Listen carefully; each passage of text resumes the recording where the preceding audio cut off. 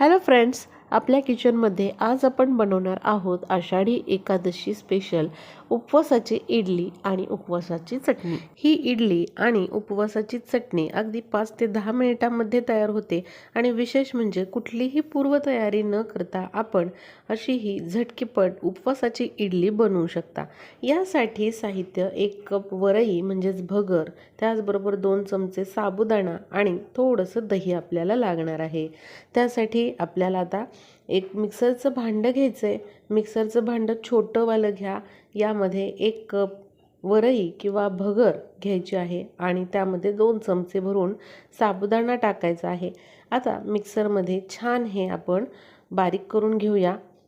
साधारणपणे 3-4 वेळा आपल्याला हे जे पीठ आहे ते मिक्सरमध्ये फिरवून बारीक करून घ्यावं लागतं। त्यानंतर अशा प्रकारची बारीक पूड तयार होते।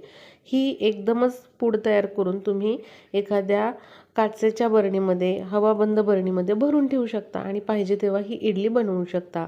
आता इथे तयार झालेलं सगळं पीठ मी घेतलेलं आहे। बघा, अगदी झटकीपट हे पीठ तयार होतं। आता बघा, या ठिकाणी एक छोटा बटाटा उकडून घेतलाय मी आणि मिक्सरमध्ये तो असा अगदी चमचाभर पाणी टाकून बारीक करून घेणार आहे। आता तयार झालेल्या या पिठामध्ये आपण हा जो बारीक करून घेतलेला बटाटा आहे, उकडलेला बटाटा, तर तो घेणार आहोत। बटाटा का वापरायचा? पहिली गोष्ट म्हणजे आपल्याला इनो, सोडा किंवा बेकिंग पावडर काहीही वापरायची गरज नाही जर आपण बटाटा वापरला तर, आणि चवीलाही अगदी छान लागते ही इडली। त्याचबरोबर इडलीला आंबटपणा येण्यासाठी आपण या ठिकाणी 3 ते 4 चमचे दही वापरलेलं आहे, कारण इन्स्टंट इडली आहे ही। त्यामुळे आपण आंबवत नाही आहे, भिजवत नाही आहे कुठलंच पीठ किंवा वरई। त्यामुळे या पिठाला आंबटपणा येण्यासाठी आपण दही वापरलेलं आहे। हवं तर तुम्ही लिंबाचा रस देखील वापरू शकता। यामध्ये चवीनुसार आपल्याला मीठ टाकून घ्यायचं आहे आणि छान असं थोडं थोडं पाणी टाकत आपल्याला याचं मिश्रण बनवून घ्यायचं आहे। ज्या प्रमाणे आपण इडलीसाठी हे बॅटर बनवतो तशा कन्सिस्टन्सीचं हे बनवायचं आहे। बघा, हे जे मिश्रण आहे त्याची कन्सिस्टन्सी अगदी बरोबर आहे, खूप जास्त पातळ करायचं नाही। आता फक्त आपल्याला 10 मिनिटांसाठी हे झाकून ठेवायचं। वेळ असेल तर तुम्ही अर्धा तास ठेवू शकता। बघा, 10 ते 15 मिनिटं मी इथे झाकून ठेवलेलं। आता हे पीठ जे आहे छान मुरलेलं आहे। आता व्यवस्थित खालवर हे असं हलवून घ्यायचं, ढवळून घ्यायचं आहे आणि आपण आता लगेच इडल्या लावून घेऊया। त्यासाठी इडलीच्या साच्याला तूप लावून घ्यायचं, नाही तर तेल लावून घ्यायचं आणि तयार झालेलं जे मिश्रण आहे ते यामध्ये भरून टाकायचं।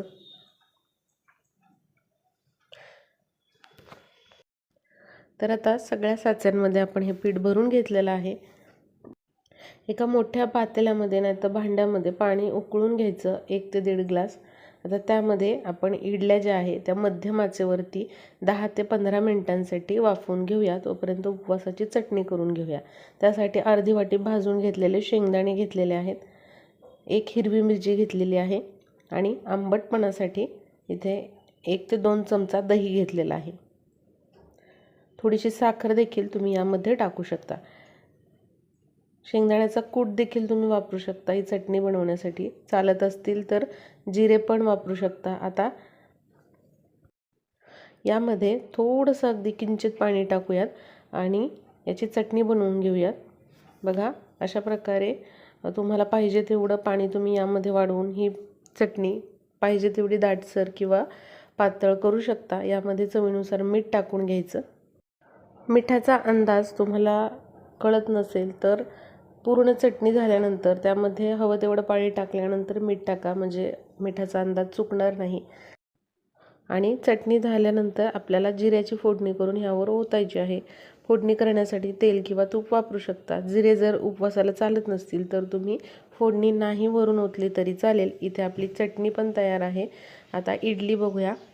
साधारणपणे 10 ते 12 मिनिटं झालेली आहे आणि इडली जी आहे ती छान वाफलेली आहे।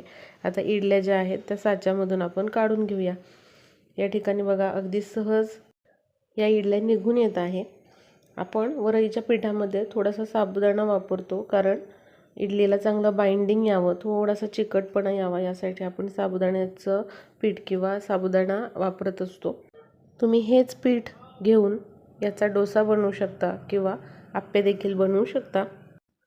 तर बघा, झटकीपट 5 ते 10 मिनिटांमध्ये काहीही न आंबवता किंवा काहीही न भिजवता आपण ही उपवासाची इडली आणि झटपट उपवासाची चटणी तयार केलेली आहे।